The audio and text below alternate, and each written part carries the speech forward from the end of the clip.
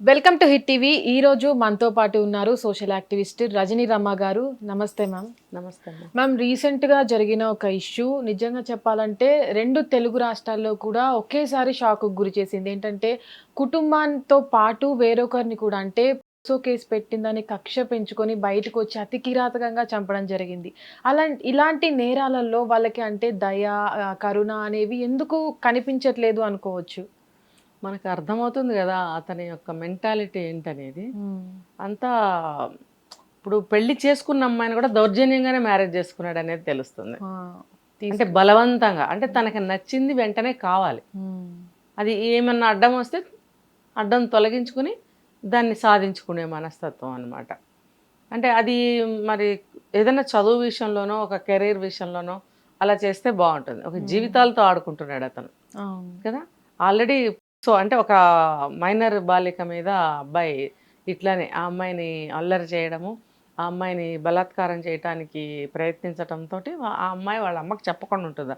చెప్పమని మనం కూడా ఈ మధ్య బాగా వాళ్ళకి మోటివేట్ చేస్తున్నందుకు అని మనం అనుకోలేం. కానీ కొంతమంది అమ్మాయిలు బ్రేవ్గా ఉంటారు, వాళ్ళు ఇంట్లో చెప్తారు. ఇది మనం అనుకున్నాం చాలాసార్లు.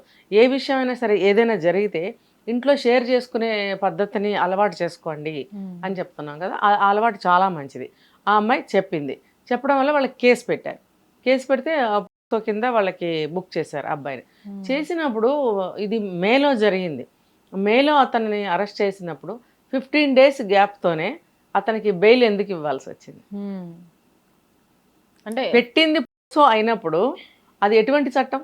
తిరిగి మళ్ళీ బయటికి రాకూడని చట్టం అయినప్పుడు 15 రోజుల్లోనే అసలు ఎట్లా వచ్చాడు? సారీ, 15 రోజులు కాదు, ఒక నెల 2 నెలలు ఉన్నట్టున్నాడు. తర్వాత బయటకు వచ్చాడు. వచ్చిన 15 రోజులకే ఈ 6 హత్యలు చేశాడు. అంటే భయం అనేది ఉందా వీడికి? అంటే డబ్బుతోటి నేను దేన్నైనా కొనగలను అని అనుకున్నాడా? మరి అది బయటకు ఎలా వచ్చాడు? బెయిల్ ఎలా ఇచ్చారు? డబ్బు ఖర్చు పెట్టాడా?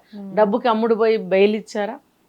పోక్సోకి కూడా డబ్బుకి అమ్ముడుపోయి బెయిల్ ఇచ్చారు అని అంటే మన ఏమనాలి, మన వ్యవస్థలు ఏం చేస్తున్నాయి? ఇలాగేనా రక్షక భటులు అంటారు మనల్ని, అంటే మనం రక్షించేవాళ్ళు అని అంటారు. వాళ్ళు చేసేది ఇదేనా? అందులో ఈ కేసులో చూసుకున్నట్లయితే పోక్సో కేసు పెట్టినందుకు ఆ బాలికని కావచ్చు, వాళ్ళ మదరు, వాళ్ళ నానమ్మని చంపేశాడు. ఇంటికి వెళ్ళి అంటే మళ్ళీ కన్న పిల్లలను, భార్యను అతి కిరాతకంగా చంపడానికి కూడా అంటే ఎందుకు చంపాడు అనే దాని రీజన్ కూడా ఇప్పటి వరకు తెలియలేకుండా ఉంది. అంటే అదుపులోకి తీసుకున్నప్పటికీ కూడా చాలా వరకు ఎందుకు చంపాడు అనే రీజన్స్ కూడా చాలా రేజ్ అవుతున్నాయి. అంటే ఏం జరిగి ఉండొచ్చు అనుకుంటున్నాను. ఇది మ్యారేజ్ అయ్యి 8 years అయిందమ్మా అతనికి. 8 years బ్యాక్ ఇలాగే ఇప్పుడు ఈ అమ్మాయిని ఎలా వేధించాడో, ఎవరైతే యాక్ట్ కింద కేసు పెట్టారో ఆ అమ్మాయిని ఎలా వేధించాడో ఈ అమ్మాయిని కూడా అలాగే వేధించాడు. వేధించినప్పుడు వీడు మంచివాడు కాదు, వీడు వద్దు అని ఇంట్లో పెద్దలు వేరే అరేంజ్డ్ మ్యారేజ్ ఫిక్స్ చేస్తున్నప్పుడు అప్పుడు వచ్చి చాలా బెదిరించాడంట. ఆ పెళ్లి చేయొద్దు, నాకే చేయండి, నాకే ఇచ్చి చేయండి అని. ఈ అమ్మాయిని కూడా బాగా బెదిరించాడట. ఎట్లా అంటే అస్తమాను ఈమెను బయటకు తీసుకెళ్తాడట. ఎట్లా తీసుకెళ్తాడంటే ఈమె ఎక్కడో చిన్నగా BSc BEd చదివిందట, ఏదో జాబ్ చేస్తున్నట్టుంది చిన్నగా. ఈమెని రాంగ్ ట్రాక్ పట్టించి ఆమెను అక్కడ బెదిరించి స్కూల్ దగ్గర ఎక్కడో దారిలో అట్నుంచి అటు తీసుకెళ్ళడము, బెదిరించడము, పంపించడము, ఇలా అనేక సార్లు చేశాడు అని చెప్పి ఇంట్లో సభ్యులు చెప్తున్నారు. ఆ బెదిరింపులకి భయపడి, అంటే ఈమెను ఎన్నిసార్లు అలా బయటకు తీసుకెళ్ళినప్పుడు ఏమైనా చేశాడని నాకు అనిపిస్తుంది వాళ్ళు చెప్పిన మాటలను బట్టి. ఎందుకంటే ఇలాంటి మ్యాటర్స్ డైరెక్ట్గా చెప్పలేకపోతారు కదా పెద్దవాళ్ళు, నాకు అర్థమైంది. సో ఆ బెదిరింపులకి, ఆ అటాక్స్కి ఆ అమ్మాయి ఇంకా ఏం చేయలేక నేను ఇతన్నే పెళ్లి చేసుకుంటాను, అది కూడా ఎట్లా అంటే నేను ఇతన్నే చేసుకుంటాను, నేను లవ్ చేస్తున్నాను, ఇతన్ని కాకుండా నేను ఇంకొకళ్ళని మ్యారేజ్ చేసుకోను అని చెప్పి ఆమె చెప్పేటట్టుగా అతను బెదిరించాడు. సో దానివల్ల ఏమైందంటే వీళ్ళు ఏం చేసేది ఏమీ లేక ఇట్లా ఎన్నిసార్లు అమ్మాయిని అట్లా తీసుకెళ్తున్నాడు, ఏదో చేస్తూనే ఉండుంటాడు అని చెప్పి ఇంకా ఈ వీడికే ఇచ్చి పెళ్లి చేయటం జరిగింది. ఇది 8 సంవత్సరాల నాడు. అందులోనూ చిన్న పిల్లలు అంటే చిన్న 2, పిల్లలు. 3, 5 సంవత్సరాల లోపు ఉన్న పిల్లలు వాళ్ళని కూడా అంత కిరాతకంగా అంటే అవును. ఈ న్యూస్ వచ్చిన తర్వాత కూడా ఎవరైతే వాళ్ళ నానమ్మ కావచ్చు, పిల్లల అమ్మమ్మ వాళ్ళు కావచ్చు, వీళ్ళంతా కూడా మాట్లాడుతుంది చిన్న పిల్లలు అతను అంటే వాళ్ళని చంపేసిన తర్వాత కూడా ఎక్కడి వాళ్ళు అక్కడ పడిపోయి ఉన్నారని. అంటే ఇలాంటివి తండ్రి అనే స్థానంలో ఉండి పిల్లల్ని చంపేయడం ఎంత అవును. కష్టంగా ఉంటుంది చాలా వరకు. అంటే ఎందుకంత కక్ష పెంచుకొని ఉండుంటాడు అవును. అనుకోవచ్చు. మ్యారేజ్ అయిన తర్వాత 1 ఇయర్ చాలా బాగున్నాడంట. తర్వాత 2, 3 ఇయర్స్ వరకు పర్వాలేదు బాగానే ఉన్నాడంట. ఆ తర్వాత లేకపోతే దానికన్నా ముందో అతనికి మళ్ళీ ఇంకా వేరే వేరే అక్రమ సంబంధాలు కూడా ఏర్పడ్డాయి. హ్మ్. ఏర్పడటం వల్ల కంపారిజన్ ఈమెకు, ఆమెకు కంపేర్ చేయడము. ఆమె బాగుంది, నువ్వు బాగలేదు. ఆమె అట్లా చేస్తుంది, నువ్వు ఇది చెయ్యవు. హ్మ్. ఆమె నాతో ఎలా చేస్తుంది, నువ్వు అలా చేయట్లేదు. ఆమె ఎలా చేస్తుందో తిరిగి చెప్పడము, ఫోటోలు పెట్టాడో లేదో తెలీదు. ఇట్లా మాటలు చెప్పి చిత్రవద చేయటం అనమాట. హ్మ్. ఇప్పుడు ఒక భార్య దగ్గర ఎవరో అక్రమ సంబంధం మనిషి గురించి నువ్వు అలా చెప్పడము, అది ఎంతవరకు కరెక్ట్? నీదేదన్నా ఉంటే అక్కడ ఏడవాలి, అక్కడ చావాలి. అంతేగాని నువ్వు ఇక్కడికొచ్చి తిరిగి అవన్నీ చెప్పడంలో ఉద్దేశం ఏంటి? అంటే మానసికంగా చిత్రవద చేయడము, నువ్వు ఆమెలాగా లేవు అని చెప్పి ఫిజికల్‌గా కూడా చిత్రహింస పెట్టడం. ఇది ఇంట్లో సభ్యులు పెద్దవాళ్ళు చెప్తున్నారు. అవును. ఈమెకు మెంటల్‌గా, ఫిజికల్‌గా కూడా చాలా చిత్రహింస పెడుతున్నాడు.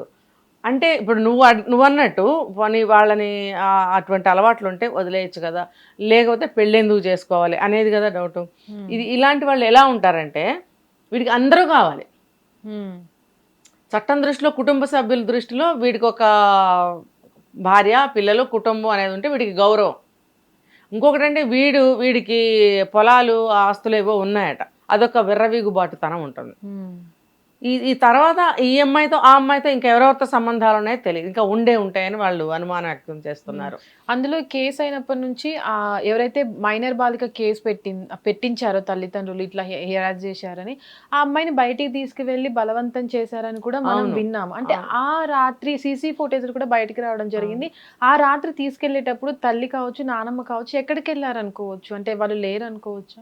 యాక్చువల్‌గా ఆ అమ్మాయి లేదు అంటే మనకి సాయంత్రం నుంచి ఎక్కడి నుంచైనా స్టార్ట్ చేసి ఉంటాడు వీడు. లేకపోతే ఆ అమ్మాయి ఎక్కడికెళ్ళి ఉంటుంది? వాళ్ళ చుట్టాలింటికన్నా ఎళ్ళుండాలి. ఆ అమ్మాయికి తల్లి కూడా లేదు. హ్మ్. తల్లి లేదు. తండ్రి కూడా ఈ వీడి యొక్క హెరాస్మెంట్ వల్లనే హార్ట్ అటాక్‌తో చనిపోయాడని చెప్తున్నారు. ఓకే. తర్వాత తల్లి ఎందుకు చనిపోయింది? తల్లి చనిపోయింది. ఇప్పుడు నాయనమ్మ దగ్గర ఉంటున్నారు వీళ్ళు. ఏమో ఆమె ఏమన్నా పనిబడి ఎక్కడికన్నా వెళ్ళుండొచ్చు ఆ రోజు. హ్మ్. వెళ్ళలేదు నాకు తెలిసి. సరే దాని గురించి మాట్లాడదాం మనం. ఫస్ట్ ఇక్కడైతే ఆ అమ్మాయిని అనేక విధాలుగా ఒక పక్కన నుంచి టార్చర్ పెడుతున్నాడు, బలవంతం పెడుతున్నాడు. హ్మ్. ఆల్రెడీ కేసు పెట్టింది. కేసు పెట్టిన తర్వాతనే తల్లి చనిపోయినట్టుగా ఉంది. అప్పుడు ఇద్దరు కలిసే కదా కేసు పెట్టారు. హ్మ్. ఇప్పుడు హ్మ్. తల్లి చనిపోయింది. ఇప్పుడు ఈ అమ్మాయి ఒక్కటే ఉంది కాబట్టి అది కూడా వీళ్ళు బంధువులు ఏం చెప్తున్నారంటే వీడే ఏదో చేస్తున్నాడు. తండ్రి చనిపోవడానికి కారణం కూడా వీడే. టార్చర్ పెట్టడం వల్ల హార్ట్ అటాక్‌తో తండ్రి చనిపోయాడు. హ్మ్. ఇప్పుడు తల్లిని కూడా ఇలాగే ఏదో మానసికంగా చిత్రవద చేసి ఉంటాడు. ఆమె కూడా భయంతోటో, దేనితోటో దిగులుతోనో ఆమె కూడా చనిపోయింది. ఇక్కడేంటంటే మనోధైర్యం లేకపోవడం కూడా ఒకటి. ఇప్పుడు వాళ్ళు ధైర్యంగా లేకపోతే ఆడపిల్లలు ఇంకా పిల్లలు చిన్నమ్మాయి కదా 16నో, 17నో తను కూడా భయపడుతుంది. తనకొక సపోర్ట్ ఉండదు అని. ఎవరైనా సపోర్ట్ తీసుకొని ఉండవలసింది ఆవిడ. కానీ ఆవిడ కూడా లేకుండా పోవడం అనేది ఇక్కడ వీడికి చాలా ప్లస్ అయిపోయింది ఇక్కడ. అన్ని హ్మ్. ప్లస్‌లే వీడికి. హ్మ్. ఎందుకంటే ఒక చెడు జరగాలన్నా, ఒక మంచి జరగాలన్నా కలిసి రావాలి కాలం. వీడికి చెడు కాలంలో, పోయే కాలంలో ఈ చెడు కాలంలో కొంచెం కలిసొచ్చింది వీడికి. అంటే ఈ కేస్ స్టార్ట్ అయినప్పటి నుంచి కూడా చాలా మంది అంటే ఒక కేస్‌లో మీరు కూడా మాట్లాడుతుంటారు. చిన్న పిల్లలకి ఏదైనా అన్యాయం జరిగినప్పుడు హ్మ్. వాళ్ళు చెప్పుకోలేని పరిస్థితిలో కూడా చాలా మంది మాట్లాడుతూ ఉంటారు. హ్మ్. అయితే ఈ కేస్‌లో బయటకొచ్చిన తర్వాత అటు న్యాయ వ్యవస్థ బెయిల్ ఇచ్చినటువంటి న్యాయ వ్యవస్థ కావచ్చు, పోలీసులు అంటే బెయిల్ నుంచి బయటకొచ్చిన వ్యక్తి పైన కూడా నిఘా ఉంటుంది. ఇలాంటివి చేసే వరకు కూడా వెళ్లారు అనంటే వీళ్ళ నిర్లక్ష్యం కూడా ఇక్కడ ఉందని కూడా చాలా మంది అంటున్న పరిస్థితి. దాని మీద మీరేమంటారు? ఇది నిర్లక్ష్యమే. నిర్లక్ష్యానికన్నా ముందు అమ్ముడు పోయారా అనేది. నేను హ్మ్. ఇందాక కూడా చెప్పాను. ఇప్పుడు ఆ అమ్మాయి రక్షణ కోసం కేసు పెట్టినప్పుడు కింద బుక్ చేసినప్పుడు వీడిని వాళ్ళు ఎంత జాగ్రత్తగా ఉండాలి ఖైదీ పట్ల వాడిని ఎటు పారిపోకుండా చూడాలి. బెయిల్ దొరకకుండా అసలు నాన్ బెయిలబుల్ అంటేనే. అసలు ఆడు బయటకి ఎలా వచ్చాడనేది ఇప్పుడు ప్రజలందరూ ఉలిక్కిపడుతున్నారు. హ్మ్. చట్టానికి భయపడి ఉన్నారు ప్రజలు. భయపడి నేరాలు చెయ్యకుండా ఉంటారు అనేటువంటి ఒక హోప్‌లో ఉన్నారు. ప్రజలందరూ కూడా. నేరస్తులు ఎలా ఉన్నారనేది మనకు అర్థం కావట్లేదు. ఇలా నేరాలు చేస్తూనే ఉన్నారు. అటువంటి పరిస్థితుల్లో వీడు బయటకు ఎలా బెయిల్తో వచ్చాడు, పారిపోయి రాలేదు, బెయిల్తో వచ్చాడు. వచ్చి రాగానే ఏం చేశాడంటే హాఫ్ అన్ అవర్లోనే ఎంతో గ్యాప్లో ఆ అమ్మాయి ఇంటికి వెళ్ళాడు. వెళ్ళి ఆ నాయనమ్మని చంపేశాడు ఫస్ట్. సారీ, నాయనమ్మ ఉన్నారా? ఈ అమ్మాయిని తల్లిని, సారీ ఇందాక మనం చెప్పుకున్నాం కదా తల్లి ఎందుకు చనిపోయింది అనేది, ఇప్పుడు ఇతను చంపాడు అనేది. ఈ తల్లిని చంపాడు. అక్కడ ఒక హ్యాండిక్యాప్డ్ పాప, ఈ అమ్మాయికి అక్క. ఇక్కడ వచ్చేసి నాయనమ్మ ఇక్కడ ఇంట్లో లేరు, ఆవిడ వేరే ఎక్కడ ఉంటారు కదా, వీళ్ళు ముగ్గురు ఉంటున్నారు. ఉన్నప్పుడు పెద్ద అమ్మాయిని ఏం చేయలే, అమ్మాయి హ్యాండిక్యాప్డ్, నోరు మాట లేని అమ్మాయి. కానీ ఈ భయానికి ఆ అమ్మాయి కేకలు పెడుతూనే ఉంది. పక్కింటి వాళ్ళు విని కూడా ఆ అమ్మాయి రెగ్యులర్గా అలా కేకలు పెడుతుంది కదా అంతే అనుకున్నారంట. అది కూడా అర్ధరాత్రి టైంలో ఎవరు అంతగా పట్టించుకోరు కదా. ఆ తల్లిని చంపిన తర్వాత ఈ అమ్మాయిని తీసుకుని వెళ్ళిపోయాడు అక్కడి నుంచి. వెళ్ళిపోయి ఎక్కడికో తీసుకెళ్ళిపోయి అది ఒక చెరువు దగ్గరకు ఎక్కడికో తీసుకెళ్ళి ఆ అమ్మాయిని అఘాయిత్యం చేశాడని చెప్తున్నారు. అంటే వీడికి పట్టుదల అనమాట. నన్ను సో కింద బుక్ చేస్తారా, నా మీద కేసు పెడతారా, అదొక పగ. దానికన్నా ముందు ఆ అమ్మాయి మీద వీడికి వ్యామోహం. ఈ రెండు కలిపి వాడిని అంత పని చేయించాయి. ఇక్కడ చూస్తే భార్య అడ్డం, ఇంకొక అమ్మాయితో అక్రమ సంబంధం. అంటే వీడికి అందరూ కావాలన్నమాట. ఇటు ఫ్యామిలీ కావాలి, అటు బయట అమ్మాయిలు కావాలి. ఎంత చిన్న అమ్మాయిలైనా సరే వీడు అనుకుంటే పొందాలి. అది అంటే ఇది రాక్షసత్వం. రాక్షసులే ఇలా చేస్తారు. ఇలాంటి రాక్షసుల్ని ఊరి మీద వదలొచ్చా? మరి ఇటువంటి పరిస్థితిలో వాడు పోలీస్ స్టేషన్ నుంచి బయటకు వచ్చాడు అని అంటే ఎందుకు వచ్చాడు? ఇప్పుడు దీని మీద జరగాలి ఎంక్వైరీ కానీ ఏదైనా. ఇచ్చాం బెయిల్ ఇచ్చాం అయిపోయింది అంటే కాదు, దీన్ని మళ్ళీ తిరగేయాలి. కేసుని తిరగేసి అసలు ఎందుకు ఇవ్వాల్సి వచ్చింది. అది ఇచ్చిన 15 రోజుల వ్యవధిలోనే 6 హత్యలు, 1 కాదు 2 కాదు, మళ్ళీ పోలీస్ స్టేషన్కి ఫోన్ చేసి మరి చెప్పాడంట. ఏంటి వాడి ధైర్యం ఏంటి? అంటే వీడు డబ్బు ఇచ్చి బతిమలాడుకుని కొద్ది రోజుల కోసం బయటకు వచ్చాడా? అందులోని ఈ మధ్య అంటే నేరం చేసిన వాళ్ళే మళ్ళీ నేరం చేస్తున్నారు. ఇక్కడ వాళ్ళకు ఒక ధైర్యం, వెళ్ళినా సరే బెయిల్ వస్తుందని. శిక్షలు యావజ్జీవం అనేది ఒకటే వేస్తారు. 6 హత్యలు చేస్తే 6 పనిష్మెంట్స్ ఉంటాయి. 6 లైఫ్ చేస్తే కూడా ఎన్ని లైఫ్లు ఉన్నాయి వీడికి? ఒక్క లైఫే కదా. ఆ ఒక్క లైఫేగా ఎన్నిసార్లు వేసినా అదే కదా అని వాడి ధైర్యం. వీళ్ళల్లో కూడా నేరస్తుల్లో కూడా ఇట్లాంటి చావు తెలివితేటలు బాగా పుట్టుకొస్తున్నాయి. లెక్కలేనితనం, నిర్లక్ష్యం, చావు తెలివితేటలు. ఏదైతే అదైంది, నేను అనుకున్నది జరగాలి, నేను అనుకున్నది జరిగింది కదా, ఏమైనా అయిపోని ఈ ఆలోచనలతో ఉంటున్నారు. కాబట్టి ఇప్పుడు భార్య ఏం చేసింది మధ్యలో? ఆమె ఏం చేయలే. నువ్వు ఎన్ని వేషాలు వేస్తున్నా అమ్మాయి మామూలు మౌనంగానే ఉంది. పిల్లలు ఎంత రత్నాల్లాగా ఉన్నారు, ఎంత మంచి పేర్లు పెట్టారు వాళ్ళకి. చక్కగా పరీక్షిత్ అని, దైవతీక్ష అని మంచి మంచి పేర్లు పెట్టారు. అసలు అలాంటి పేర్లు చాలా తక్కువ వింటాము. అంత మంచి పేర్లు పెట్టారు. 2 ముద్దుగా ఎంత బాగున్నారు 2 మగపిల్లలు. వాళ్ళని ఎందుకు పొట్టన పెట్టుకున్నాడు? ముగ్గురిని భార్యని. అంటే ఏంటంటే నా జీవితానికి అడ్డొస్తారా, నాకు కావాల్సినట్టుగా ఉండరా మీరు? ఇంకొకటి, ఆ పెద్దల మీద ఉన్న కోపాలు కూడా ఈ అమ్మాయి మీద తీర్చుకోవడం. ఇప్పుడు తల్లిదండ్రులు ఇతను భార్య దగ్గర ఉండట్లేదు, వాడి తల్లిదండ్రుల దగ్గర ఉంటున్నాడు. ఎందుకు ఉండాల్సి వస్తుంది? ఉండాల్సిన వాడివి, ఉన్నవాడివి నువ్వు ఇక్కడికి వచ్చి మళ్ళీ భార్య మీద అటాక్ చేయడం ఏంటి? అక్కడే ఉండు, నీ చావేదో నువ్వు చావాలి. నువ్వు అక్కడికి వెళ్ళి సోలో బుక్ అయ్యావు, ఇక్కడ ఇంకొకళ్ళు ఎవరితోనో అక్రమ సంబంధం పెట్టుకుని ఉన్నావు. మళ్ళీ వీళ్ళ జోలికి రావడం ఎందుకు? నువ్వు సపరేట్గా ఉన్నప్పుడు అక్కడే పడేయడవాలి కదా. మళ్ళీ వచ్చి వీళ్ళని చంపడం అవసరమా? అంటే కసి, వాడికి కసి. అంటే ఇతని మెంటాలిటీ ఎలా ఉంది అనుకోవచ్చు? రాక్షసంగా ఉంది, విచ్చలవిడిగా ఉంది. ఇలాంటి వాళ్ళని అసలు బయటకి సమాజంలోకి వదలకూడదు. మనకేదో అండమాన్స్ అని ఉండే, అండమాన్ జైలు అని చాలా ప్రసిద్ధి. అది అందులో చాలా గుహల్లాగా ఉంటాయి, లోపలికి డౌన్కు ఉంటాయి. ఆ పైన కూడా చిన్న హోల్ ఉంటుంది, లైట్గా వెలుతురు పడుతుంది పగలు. రాత్రి వెలుతురు ఉంది అంటే నాకు తెలియదు, చీకట్లోనే వాళ్ళు గడుపుతారనేది విషయం. ఆ చిన్న హోల్లో నుంచి వచ్చే వెలుతురులోనే వాళ్ళు బ్రతకాలి. అది మనుషులు అనేవాళ్ళు కనపడరు. వాళ్ళు ఎవరో టైంకి వచ్చి వాళ్ళకి ఫుడ్ పడేస్తారు, ముష్టి పడేస్తే తినాలి. వాళ్ళకి కాళ్ళకి చేతులకి ఇనప గొలుసులు వేసి ఉంచుతారు.